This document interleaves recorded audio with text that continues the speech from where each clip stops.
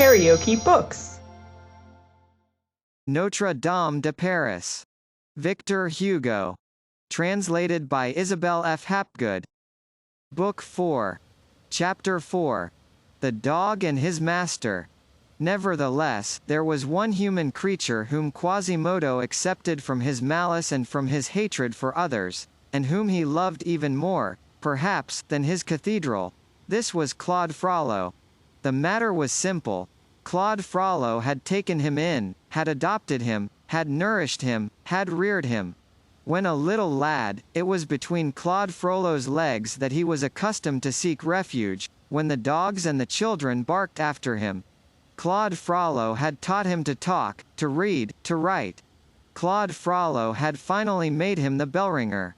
Now, to give the big bell in marriage to Quasimodo was to give Juliet to Romeo. Hence Quasimodo's gratitude was profound, passionate, boundless. And although the visage of his adopted father was often clouded or severe, although his speech was habitually curt, harsh, imperious, that gratitude never wavered for a single moment. The archdeacon had in Quasimodo the most submissive slave, the most docile lackey, the most vigilant of dogs.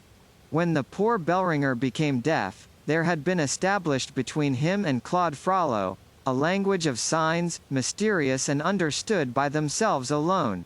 In this manner the archdeacon was the sole human being with whom Quasimodo had preserved communication. He was in sympathy with but two things in this world, Notre-Dame and Claude Frollo. There is nothing which can be compared with the empire of the archdeacon over the bellringer, with the attachment of the bellringer for the archdeacon.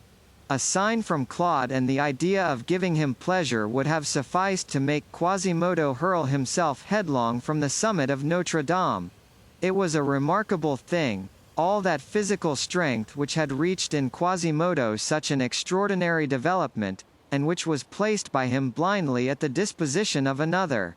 There was in it, no doubt, filial devotion, domestic attachment. There was also the fascination of one spirit by another spirit.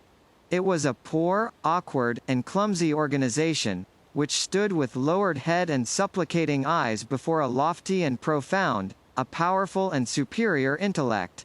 Lastly, and above all, it was gratitude. Gratitude so pushed to its extremest limit, that we do not know to what to compare it. This virtue is not one of those of which the finest examples are to be met with among men. We will say then, that Quasimodo loved the archdeacon as never a dog, never a horse, never an elephant loved his master. KaraokeBooks.